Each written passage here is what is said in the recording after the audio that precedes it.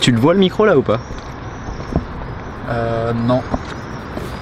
Mais en vrai... Mais j'ai bien envie de le voir. J'ai envie qu'on le voit. Parfait. J'ai envie que ce soit un personnage de premier plan dans l'histoire. Ça a commencé. Hein. C'est bon? Ouais. Oui voilà. First things first. Qu'est-ce qu'on a vu? Thomas. Merde. La tortue rouge. Voilà. Non, j'ai oublié pendant 2 secondes. Ouais. Alors, ça parle de quoi, Thomas? D'une île déserte avec un... Ah ouais, c'est l'histoire d'une île. Bah, plus ou moins, oui. L'histoire de l'île, du mec, de la tortue, tout ça. Non. Mais si t'as une meilleure idée, vas-y, hein, tu peux te lancer.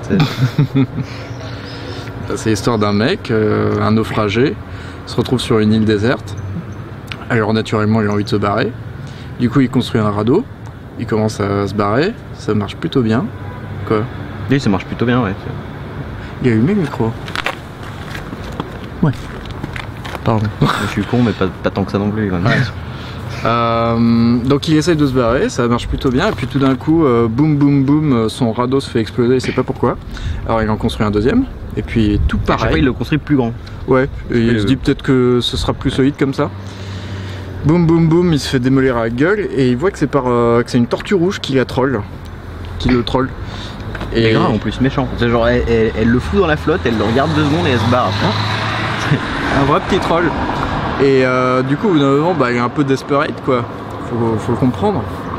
Et puis tout d'un coup, là, je sais pas pourquoi, il y a la tortue rouge qui rampe sur la plage. Du coup, il débarque. Et puis il lui pète la gueule. Il lui pète la gueule. Naturellement. Moi-même, je le ferais. Ouais, il est plutôt vénère, là, il lui pète la gueule. Ça me paraît tout à fait naturel jusqu'ici. Et puis bon, bah, comme c'est un peu le seul être avec qui... Non, en vrai, ce qui se passe, c'est qu'il la retourne avant. Ouais. Parce qu'il fait qu'elle peut pas s'échapper. Ouais, non, mais c'est ça qui est la but, ouais. Et donc lui, il se dit qu'il va construire son radeau en attendant, son autre radeau en attendant, en se disant c'est bon, le machin qui pète. Donc c'est là que tout d'un coup, il se dit oh putain, voilà. Je viens de buter le titre du film, ça craint. Donc il a le seum. Et il a le seum devant la tortue rouge, devant un petit peu. Moi j'aurais dit putain, c'est une espèce protégée cette merde. Ah ouais, attends. Après le Léviator rouge, maintenant la tortue rouge. C'est un Pokémon X le bordel, tu vois. Bah ouais, c'est le genre de truc que tu crois sur Pokémon Go.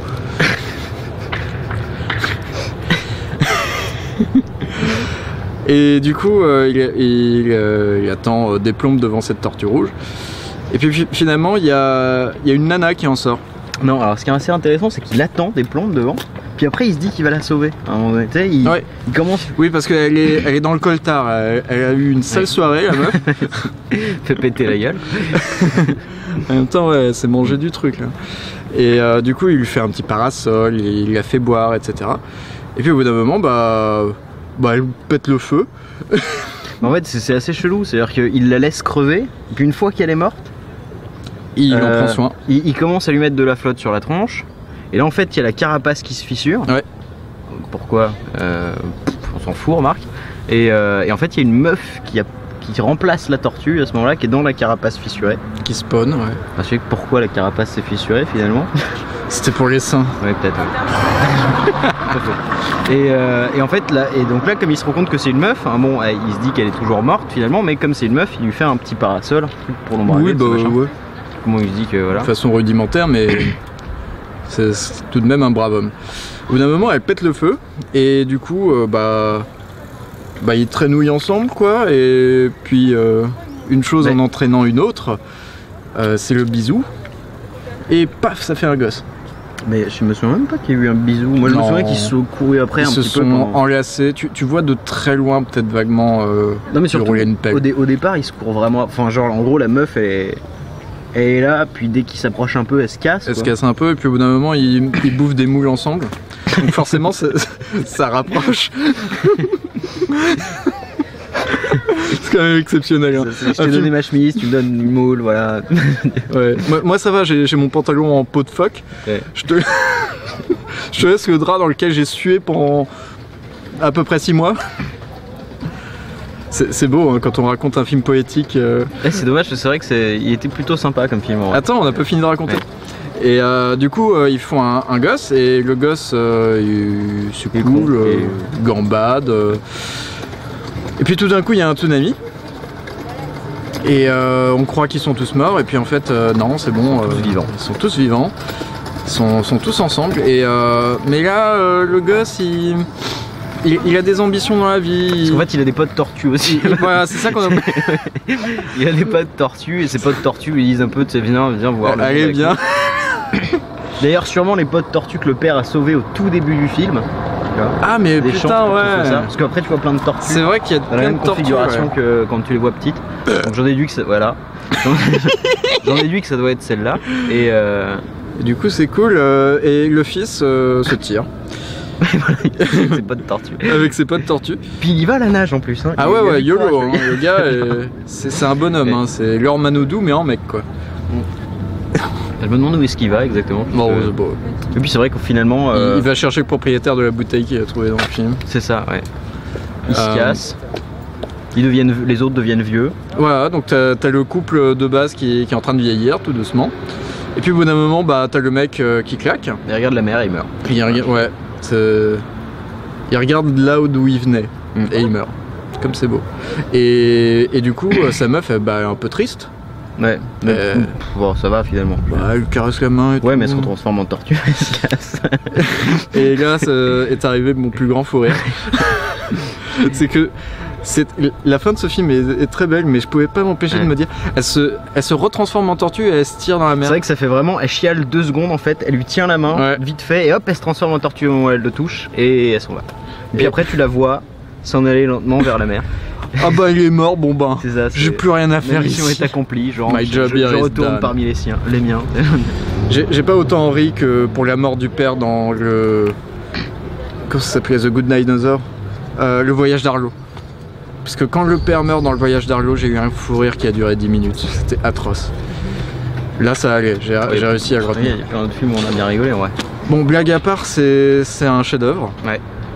On dirait pas comme ça, on vient de vous raconter un truc absolument plus, juste avant la vidéo, on disait exactement ce qui va se passer, c'est qu'on va faire une vidéo qui est complètement en contraste avec le film en soi, tu vois. Ouais, bah là c'est un peu ce qu'on a fait. Là, bravo, on a bien joué. Voilà. Réussi.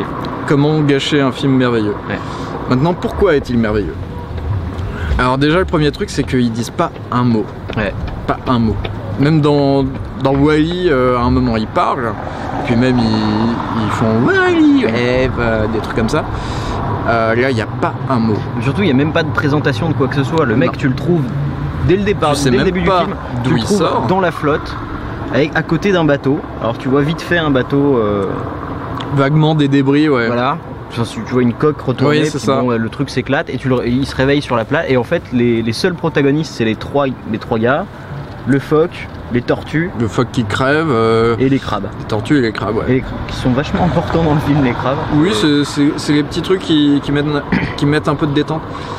Pas comme les limaces dans Epic, pas comme tous ces personnages secondaires. Non, mais là, c'est... Pas comme les mignons. Comme les mignons. C'est des personnages secondaires qui arrivent à te faire baisser un peu la tension du film sans être dérangeant. Et ça, c'est vraiment un exploit. Ce qui est assez marrant, c'est qu'il y a vraiment cette idée un peu d'émotion à travers les crabes. Tu sais, quand ils se barrent, t'as les crabes qui le regardent tous se barrer sur la plage. Un peu triste quand même. Ouais, c'est assez marrant. Bon, il revient finalement parce que bon, la tortue rouge se fout de sa gueule, mais... Alors moi, je trouve que c'est quand même un sacré tour de force de réussir à faire un film. Alors, c'est pas complexe, mais t'arrives à faire véhiculer énormément d'émotions sans aucun mot, uniquement à la gestuelle. Et pas seulement à la gestuelle que toi et moi pouvons faire, c'est la gestuelle que des gens ont dessinée.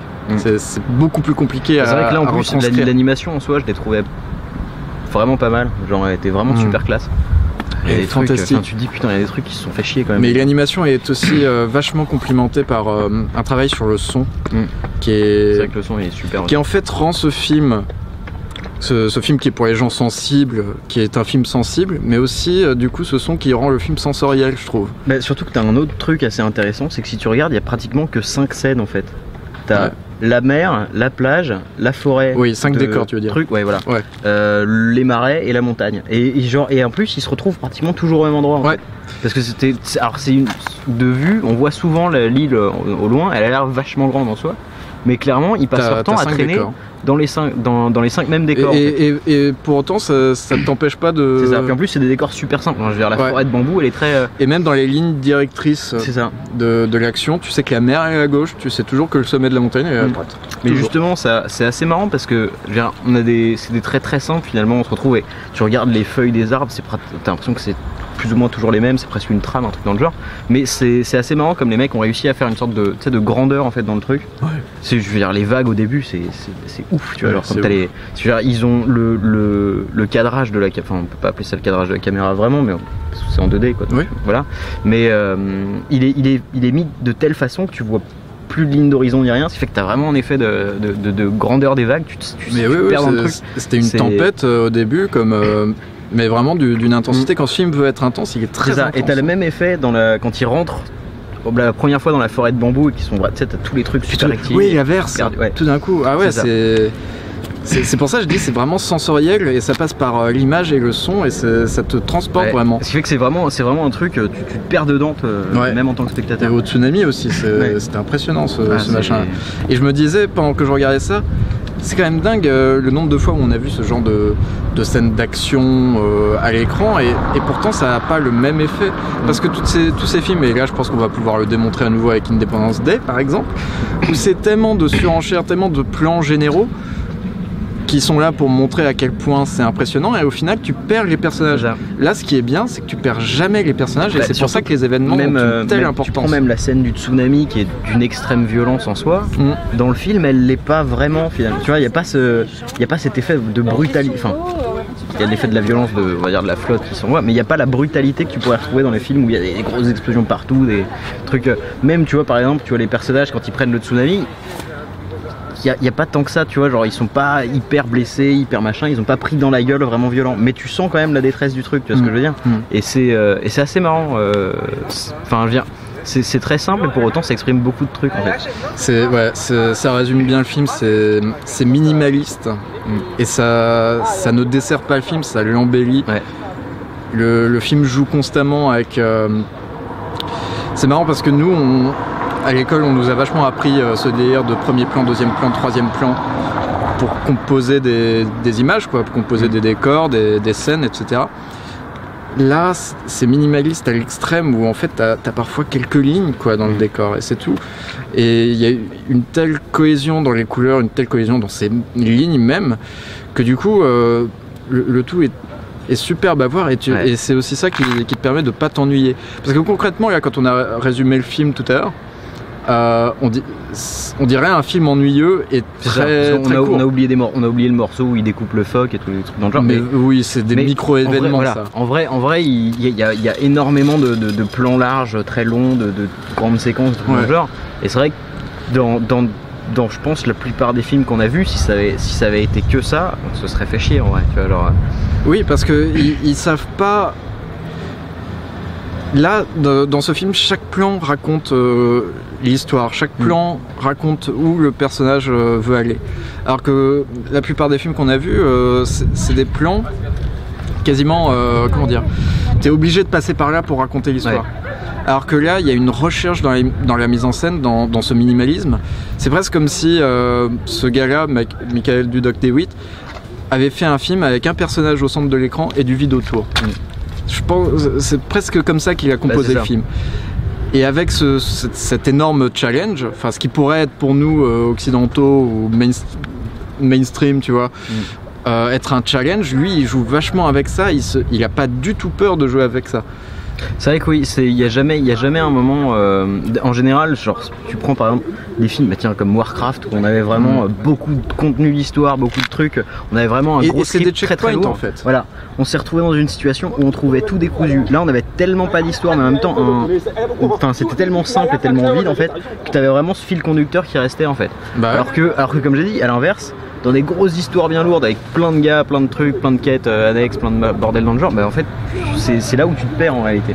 Et c'est ça qui est assez impressionnant, c'est de se rendre compte que on est à un stade où c'est tellement épuré, enfin je veux dire, c'est quoi, pendant les 40 premières minutes du film en fait t'as qu'un gars sur une île quoi, et c'est marre, et il n'y a rien d'autre en soi, et il n'y a pas de but en fait le but c'est de s'en tirer quoi. Voilà, enfin ouais, t'as un but mais pas un truc très précis finalement, le gars du aventurier plus ou moins quoi. Mais c'est là où c'est impressionnant parce que pour autant, au début du film, t'as un but très, très vague qui consiste à partir. À la fin, je me suis rendu compte que j'avais compris que le fils voulait se tirer de l'île. Et ça sans un mot. C'est vrai. Et ça, je trouve que c'est vachement impressionnant. Et ça passait par une symbolique des formes, une symbolique des cadrages. À un moment, t'as ce plan superbe où t'as le fils qui traîne en arrière-plan sur la plage avec les bambous qui forment comme une cage de prison. Et t'as de l'autre côté des bambous son geôlier, le père, qui le regarde. Et c'est grâce à ce genre de code qu'on comprend. Et à la fin de la scène, je me suis dit, bon alors si c'est bien fait, ça veut dire qu'il part en fait. J'étais pas certain parce que forcément il n'y a pas de mots et j'arrivais pas à croire que c'était aussi clair. Et pourtant c'était très clair. Bah, c'est juste avant, c'est le passage où il prend la bouteille de flotte là, il a de la flotte dedans et qu'il la met au niveau de l'horizon comme ça, tu vois. Mais ouais, et tu te dis mais comment on fait pour comprendre un truc pareil? C'est vrai que dans l'idée, c'est assez marrant. C'est ouf hein. Et ouais, c'est un film très simple, entre guillemets, avec une énorme profondeur, des visuels absolument fantabuleux, une animation qui est... Alors moi j'ai un problème avec l'animation japonaise. En fait je suis toujours un petit peu rebuté, même dans des chefs-d'œuvre comme Miyazaki, Chihiro, Mononoke, que j'adore quand même, mais où je suis toujours un peu rebuté par l'animation, où je retrouve souvent des codes qui sont utilisés, des codes d'animation, genre le ralenti, genre des slow in slow out très intenses avec une même pose maintenue. Ça m'énerve. Je dis pas que c'est bien ou mauvais, c'est juste que moi je suis pas sensible à ce genre de truc. Ce genre de cartoon à la japonaise. Voilà. Et là c'est pas du tout ça, c'est une sorte d'hybride entre peut-être ce que fait de mieux la France et ce que fait de mieux le Japon. Vraiment le côté bande dessinée belge des... Ouais, on dirait hein. des années 1900 et pareil, avec, ça... le côté Tintin avec oui, exactement. Et ça pareil, ça me touche pas particulièrement non plus, mais pourtant la combinaison des deux donne un truc vraiment très... Le truc qui est intéressant, c'est que tu regardes le père, le fils, la mère, ils ont tous les trois finalement le même visage à pratiquement 2-3 traits près en fait. Et justement, c'est ces seuls petits traits qui dévient légèrement qui font la différence. Et ça, c'est assez impressionnant pour le coup, c'est pareil. Enfin, tu regardes, moi, c'est genre, tu t'en rends compte clairement quand la meuf le regarde avant qu'ils aient le gamin, justement, elle le regarde fixement, tu vois. Et tu vois le nez pointu, exactement le même truc. C'est assez impressionnant. Pour autant, on peut pas le recommander à tout le monde. Oui, non, c'est vrai. Parce qu'on vit dans un monde où Camping 3 fait 1 million d'entrées. Sérieux? Non, c'est vrai? J'ai vu ça sur Allociné. La vache. J'espère qu'Allociné ment. On fait partie de... On est deux sur les 1 million. On fait partie... Après nous, c'était pour la blague, on va dire. Peut-être que les autres, c'était pour la blague aussi, en vrai. Bah, n'empêche, les deux meufs devant nous au ciné allaient pour Camping 3. Hein. Mais enfin, peut-être qu'elles avaient la même raison que nous d'y aller, finalement. J'espère. Mais voilà, c'est un film... nous, on s'est pas emmerdé. On a été assez subjugués, assez emportés, à la fois par la maestra artistique et technique de la chose. Pour autant, je suis pas sûr que ça touche n'importe qui. Et même pas forcément les gamins, parce que les gamins... non, clairement pas. Il n'y a pas assez de trucs pour divertir un gamin là-dedans, malheureusement. C'est con, c'est peut-être le seul truc qui lui manquerait pour être parfaitement accessible. Et c'est dommage. On demeure pas moins que c'est un chef-d'œuvre d'animation. Alors ça, c'est un truc qu'on s'est dit après la séance. On est sorti, on s'est retrouvé sur le boulevard Montparnasse là, et on se disait putain, c'est ouf comme la vie, c'est bruyant après un film pareil. Alors que on redescendait sur terre, vraiment. Alors que le machin, il nous a envoyé des décibels dans la tronche quand même. Mais le film était tellement apaisant quand tu sors et que t'arrives, que t'es en plein milieu de Paris. T'es emporté par ce truc. C'est fantastique, c'est poétique, c'est symbolique, c'est tout ce que je veux voir moi dans le cinéma et dans le cinéma d'animation. Alors peut-être pas forcément tout le temps des choses aussi minimalistes. Bah, c'est vrai qu'à un moment donné, tu risques de tourner en rond un peu. Oui, on parle d'un monde bizarre où on fait que du minimalisme.